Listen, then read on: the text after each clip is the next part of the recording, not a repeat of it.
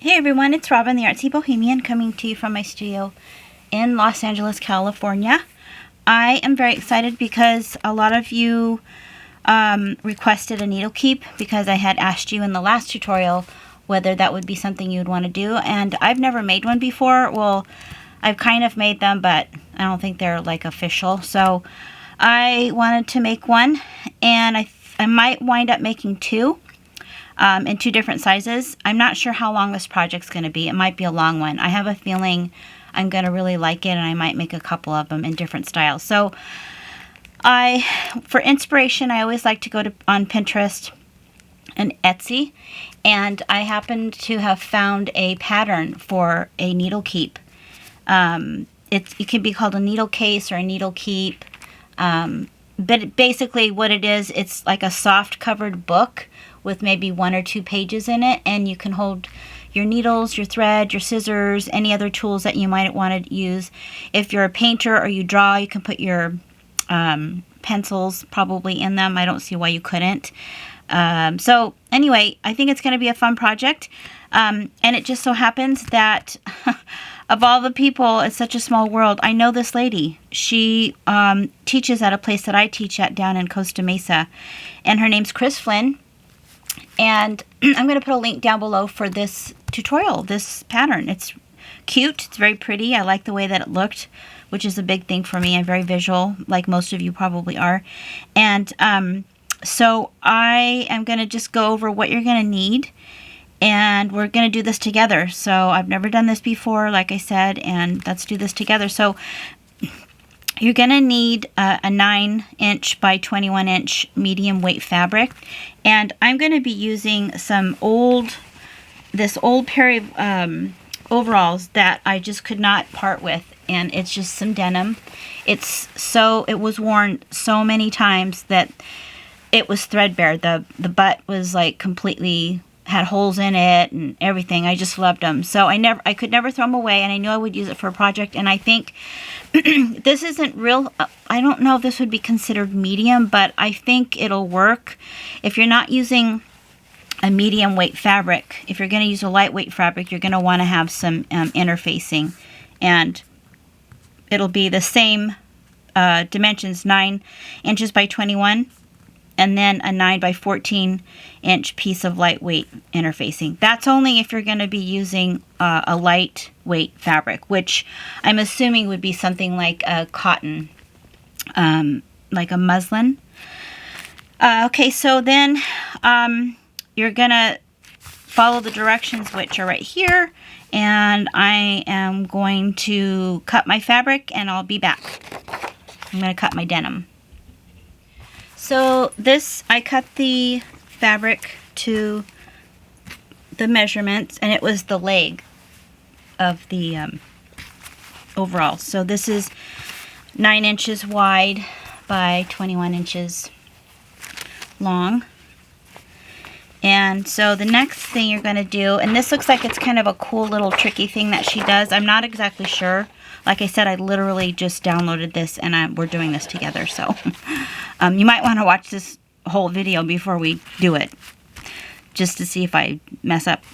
So you're going to take your piece of fabric, and you're going to fold it 7 inches on the right-hand side towards the center. And it's the right side up. So 7 inches this way. Let's see here. And this is a little crooked because I tore it, but I think it should still probably be okay. So I'm melting. It's super hot in my studio, so in between takes I am turning my fan on, because if I leave my fan on while I'm talking to you, it sounds like there's a helicopter in my room. So this, I might have to do it this way, because this isn't straight. I debated on whether I would want to do a project like this, because I actually hate doing stuff like this. I'd rather just like wing it and do it, but I really like the way it looks, and so I'm like, okay, just do it. Just measure everything and do it. So you fold it. That's 7 inches towards the center. And then you're going to take this fold that you just did and fold it back this way. And this is going to make a pocket. And then you fold this like this, I think. Yes. So, oops. So you fold this in 7 inches, and I'm doing it on the right hand side.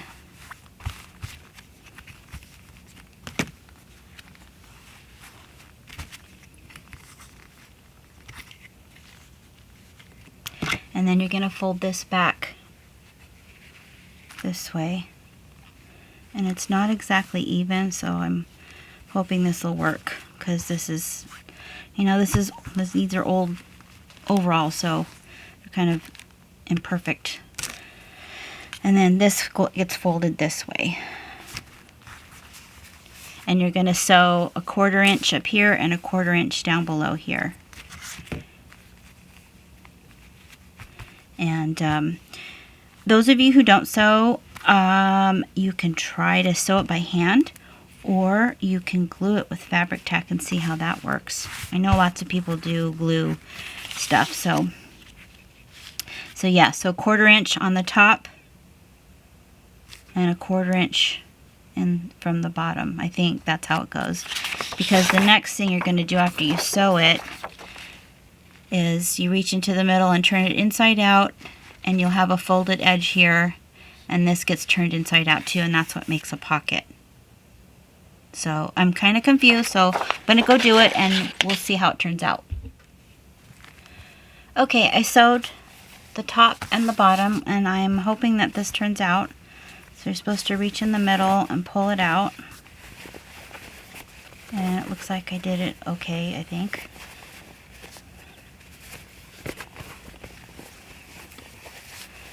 This looks like it'll be a nice size too. So there's the pocket that she talks about right here.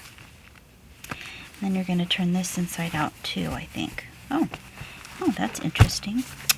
Isn't that clever? So yeah, it is. Isn't that cool? Okay, I'm going to do that again. It's pretty cute. Pretty clever little thing that she did here. So it eliminates you having to make all these different pockets and everything. It's just one piece of fabric and you get some cool pockets. So this is the part I sewed on the top and the bottom, and then I took my hand in there, grabbed the center, pulled it out,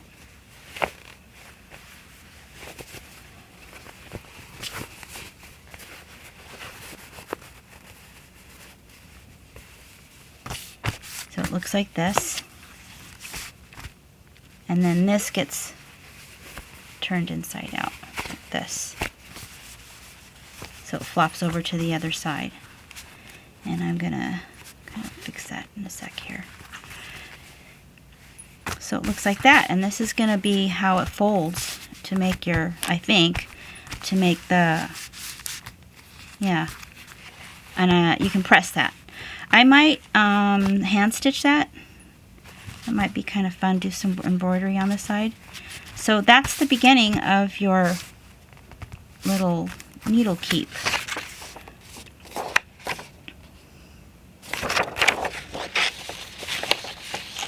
So you're going to, if you want, you can press this with an iron.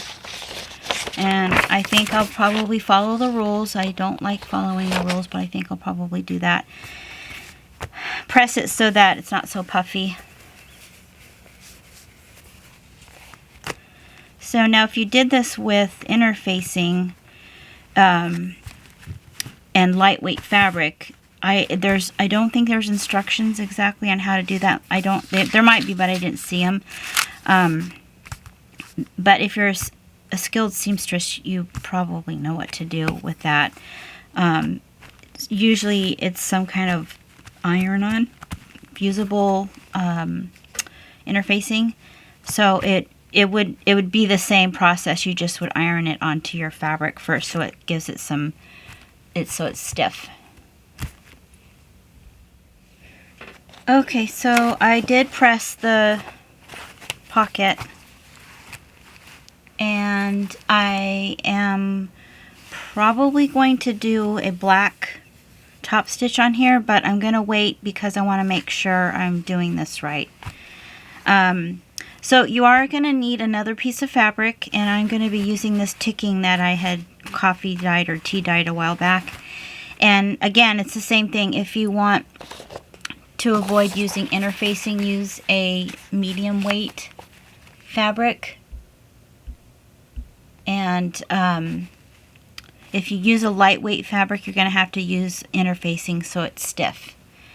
So another type of fabric you can use is kind of like a canvas fabric, maybe an upholstery fabric. But you want to make sure it's not too, it doesn't have too much of a pile on it, because it would be hard to work with. But probably have an old pair of jeans around. That would be ideal. I just wanted to switch it up a little bit. So you could use denim for the whole thing if you wanted to. This is going to be the extra inside pages that we'll be using for little places to put your needles. And also the center fold, which is going to have some contrasting fabric on it too. I'm getting ahead of myself. So cut some 2 pieces of fabric, medium weight, 9x8, and I'm going to go do that. I'll be right back.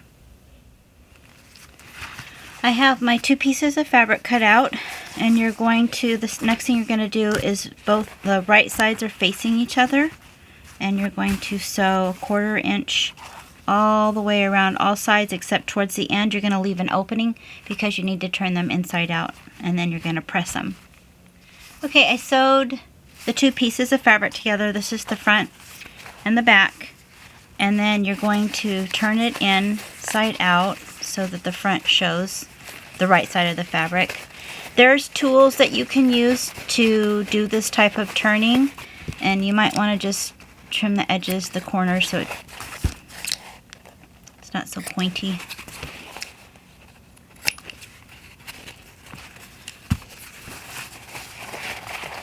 I'm going to turn this so that the right sides are facing, and then you're going to press it with an iron.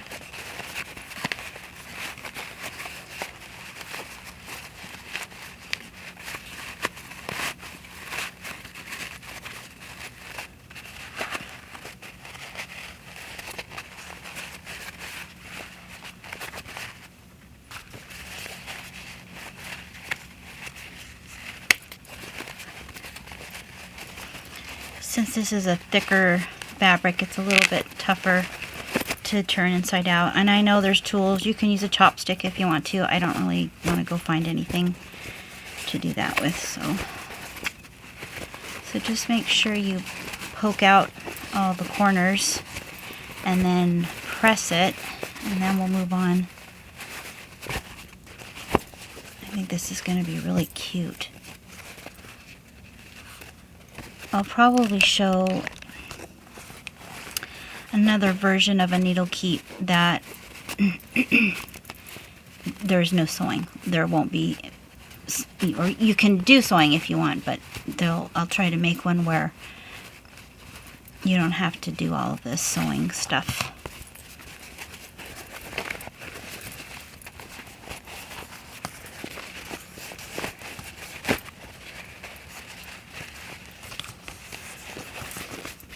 I used to make costumes and sew my own clothes, and I have all the tools and stuff to do all this. So okay, so I'm going to go ahead and press this, and I think it says turn inside out and press. No need to sew up the space you left to pull the fabric through. This will be sewn closed when you apply your lace trim, so don't worry about closing up that hole. I'm gonna press this and I'll be right back. Okay, so I pressed the ticking, And now what you have to do is you're going to be making a tool belt up on the top. And I'm going to mix up the information that she had given. I'm going to make mine a little bit different, but it's the same idea. So basically, you are going to take, after you've cut this out, sewn it, and then pressed it, this is the inside page, you're going to take a piece of 10 by 4 or 4 by 10 piece of fabric, coordinating fabric, fold it halfway along the length and press, and then you're going to open it back up and then fold those two in. And what that's going to do is you're going to press that, and it's going to make a nice solid heavy duty kind of a strip, because this is going to be on the top, like this part right here. It's going to be a belt for your tools, like scissors. Looks like that's a wooden iron, a pen, and there's going to be little areas for you to slip those little tools inside. So it should be pretty sturdy. So what I'm going to do is I'm going to take, because this is, I love this fabric. I love, love, love this chartreuse with the roses, the cabbage roses.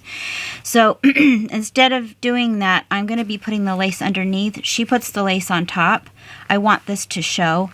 So you can do this if you want to. I'm going to be doing 3 layers because this is really flimsy. So that's not going to be good for the tools. And the lace itself is too flimsy. So this is some of the leftover fabric from the cover. And I'm going to cut and make this thicker. So I'm just going to kind of wing it. I don't really want it to show all that much, but I do want this to be thick, sturdy. So I'm going to cut it for as long as I need and sew it underneath, and I'll bring it back and show you what I did. Okay, I have another idea. If you're using old denim like I am, there's, denim, and the way they construct it is super sturdy. So I had a thought that even, this is the top part of the overall, wouldn't that be cute if you just cut this off? So that would be something you could use as well. So it's already sewn, it's sturdy, and you would tack it down on the sides so that it is attached to your needle keep, and it would be an instant belt. So any part of your Levi's, your jeans, could be a belt on here, and so that might be something I'll use for the back. It's kind of a cool idea. Also, the seams, looks like they triple sew them. So these are also good to add as little holders. So think about that if you're deconstructing some jeans or overalls like I am. Okay, one more adjustment. I decided that this was too thin still, and I didn't really like it folded. I cut a strip of 4 by 10 like she says in the instructions, and I really wanted there to be a border for this lace and this piece of fabric. So I cut, I had rubber stamped on this a long time ago, the waist of the front part of the waist of the overalls, and I used pinking shears, and I thought this would be cute. I don't know if this is going to be usable, but I can cut it off if it's not. It's just the buttonhole on part of the overalls, and I really like the way this is looking. So for real, this is what I'm gonna do, and I'll be right back after I sew it down. Okay, I sewed it, and I love it. It's super cute, and it feels really sturdy. And I didn't cut it because I might want to wrap it around on the other side like this, so it'll be part of the other pockets on the back. So for the time being, I'm going to leave it on there. If I decide to chop it off, I will. I'll probably just use pinking shears so it won't fray, but I think that's really cute. And then, so what you're supposed to do next is you're supposed to mark, place the tool belt 3 inches from the top, like probably right around there, and then mark 2 areas so that you can stitch it. And that's where your tools will go. And she says to use a disappearing marker, but I don't have one, so I might just use like a piece of chalk. That'll go away. Or like a pastel. So it says, make a tiny mark 2.5 inches from either side. So you have 2 marks here. And then sew the tool belt onto the page at the mark measurements. That's going to show on the other side. So what does she say about that?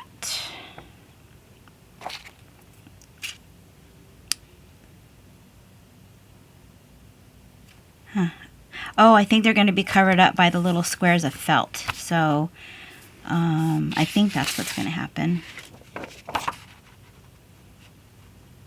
Yeah, because you're going to make 6 squares of felt for your pins. So I'm going to go ahead and mark this with some chalk and then sew it down. I'm assuming you sew the edges too.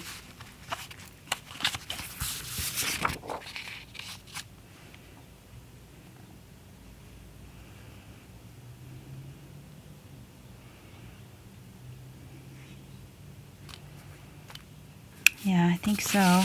You kind of have to. Unless it gets sewed down with the laces. Let's see here. Well, I'll figure this out and then I'll come back. Okay. This is taking me way longer than I expected, so this is definitely going to be a 2-parter. But I think I have most of the foundation down. Now it's a matter of embellishing, and that's what's taking me so long. I'm taking way too long to decorate it. So I'm going to show you what I've done, and you can follow along with me, and we can meet again next Tuesday before I close out this lesson. But I'm going to show you what I've already made and what I did to make it, and I'll take it from there. So, this is what you will want to do. So once you have put the belt on the inside cover, like I did here, you're going to sew the 2 areas here. And I realized that she probably didn't sew these down on the sides because you're going to be adding lace around it, and that's going to sew those down. However, I'm not sure I'm going to actually add lace, so I'm still debating on whether I'm going to add lace on the edges like she did. I might do rickrack, or I might do like a small trim. In any case, I'll still have to sew it. So I haven't decided that yet. And then you're going to be adding a large piece of lace here, because this is going to be pockets on either side, because this is going to be folded. So if you put a large piece of lace like I did here, because I'm going to be doing this on both sides, you'll see that you'll have, this will be open for a pocket, because you're only going to be, for right now, you're just going to be basting it or pinning it. You're not going to sew it down. Same thing, it's because you're going to be sewing the laces down, and that will secure this. So this is a pretty big piece of lace. If you don't have lace, you can use fabric. I think the lace looks pretty though, because you can see through it. So it doesn't take a lot of lace, so you could probably buy some if you don't have some. This is about almost 3.5 inches wide. You could even get a wider one if you wanted to. So yeah, I'm gonna go ahead and cut the extra piece for that, because I like it because it's a little bit wider than I thought. I mean, I would like white, meaning white, the color white. But it's really sturdy, and I don't want to use an old flimsy piece of lace that could tear. So that's why I'm using this. I figured I could dull it down by adding some vintage lace just to, you know, tone it down a little bit. And I didn't have time to tea dye it, so that's another option.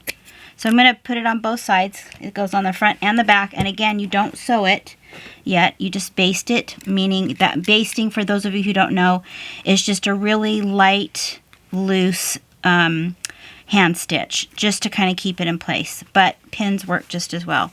So I'm going to do it on both sides as the instructions go.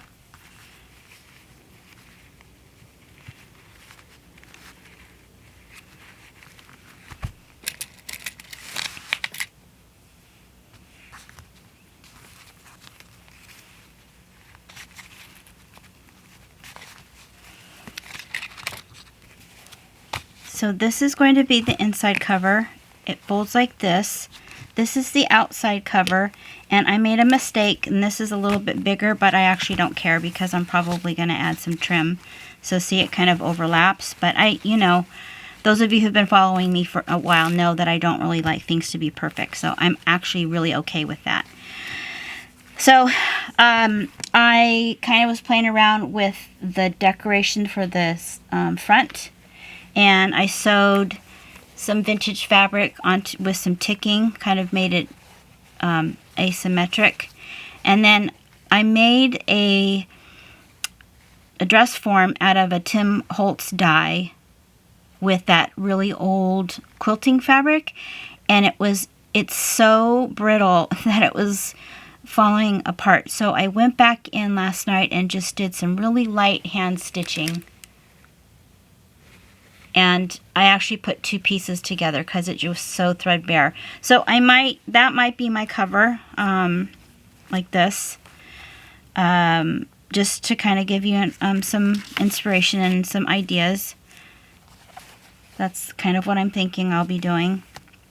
So see how this looks when you open it, and you can put, you know, I have this really cool old ruler, which will go the other way, but like that. You'll put your scissors in there. That's probably too big. I wouldn't put those scissors in there. Maybe some smaller scissors.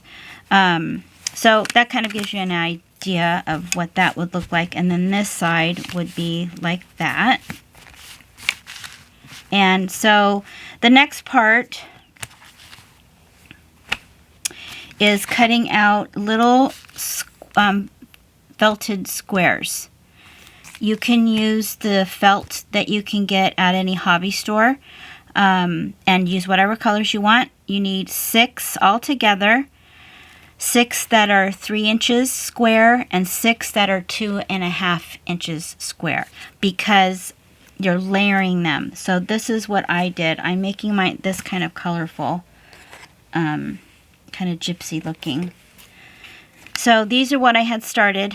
I'm using a kind of a ivory colored felt as the back, and I cut out with pinking shears the 3-inch bottom and then the 2.5-inch layer that goes on top, and I'm using coordinating colors because of kind of matches this floral, even though it's not going to be showing on this side.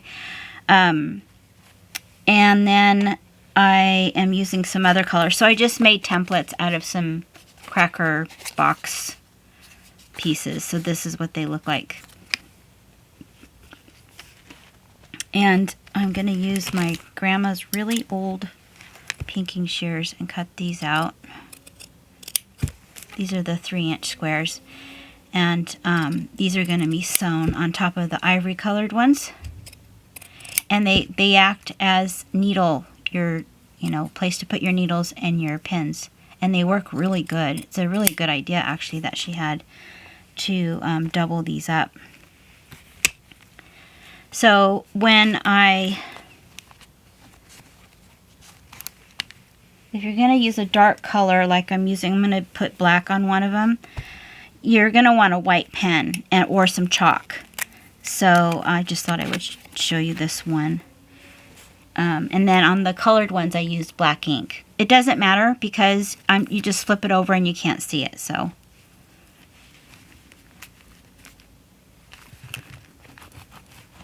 some of you may have these pens. These are amazing.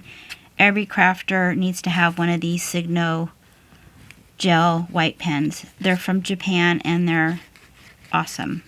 I've been using them for years and I've never been disappointed. They're the best gel pens. They don't clog. I'll leave a link. I think I've left a link down below for this in most all of my videos, but it's Uniball Signo. And then just cut that out.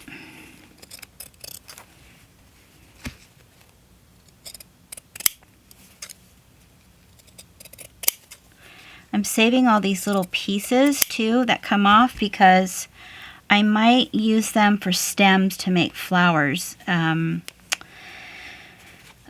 some point in this whole process. So I have all these little pieces. They might make fun, I don't know, maybe strips to make another piece of fabric with. So all of those get attached to, they look like little pieces of ravioli, huh? These, and then you sew them down, each one.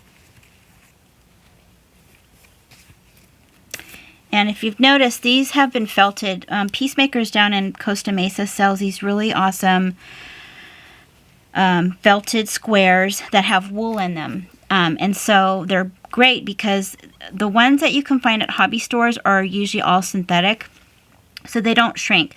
But these have wool in them, so you can literally wash them in the washing machine and put them in the dryer, and then they felt themselves. So they get this amazing texture. Just and Peacemakers, I mean, that's the only place I've found them. Oh, that looks pretty. I like that. But I'm sure you can find them, you know, just Google wool felted squares. It's a mix. It's not a full blend of wool. And I don't have the info on what the ratio is, but I'm pretty sure it's not that much. They don't have a lot of wool, these felted squares.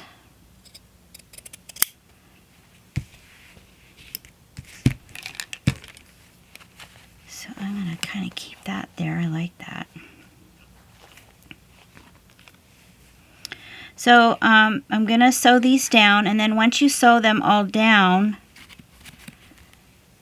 and you'll notice I have these really cool scissors that are kind of broken, but they still work kind of, and they're a scalloped edge scissor. They're super cool, and they work really nicely. I can't find it right now, but oh, here they are. They work really nicely on felt. So instead of pinking, you get the scallop. Isn't that cool?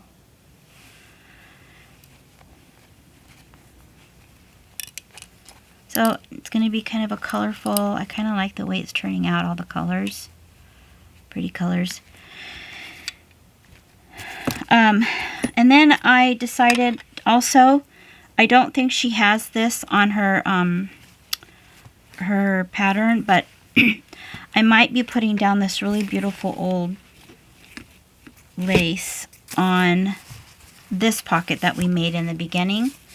It kind of depends on what kind of lace I'm using for the edging, but isn't that gorgeous? That looks so pretty. And I also have this really awesome lace that I've had forever. I'm not bragging about all of this. It's just stuff that I've collected for years and years and years because I love textiles. So I might put that there. We'll see. These are just to give, I'm just hoping that this sparks some ideas, and so that next time we meet, you'll have your basic foundation done and we can continue decorating. Some of this might require some hand sewing. So these little felted pieces go, let's see, like this. This is how she has them. But like I said, I'm not sure I'm going to be doing that. I might, if I don't do that, and if I put the lace down here, I probably won't put this on top of the lace. So that's kind of the gist of it, and the same goes for this side here. So they go like this. So you're going to have 3 on this side, and you're going to have 3 on this side, like this. Theoretically. Okay, so I'm going to stop it there because it's really late on Monday night, and I normally like to have this completely all finished and done by Sunday, so I'm a day behind, and it's really late. So I will see you in the next video. I'm really excited to keep working on this and finish this with you, and I'm hoping that I will also have a video on a simpler type of a needle keep that's smaller, that doesn't really require sewing or minimal sewing for the next one. At least something that I could do a flip through and show those of you who don't know how to sew or don't have a sewing machine. Again, you know, all of this can be glued. It's just a little bit more, you know, it's just a different look. All right. I will see you in the next video. Bye.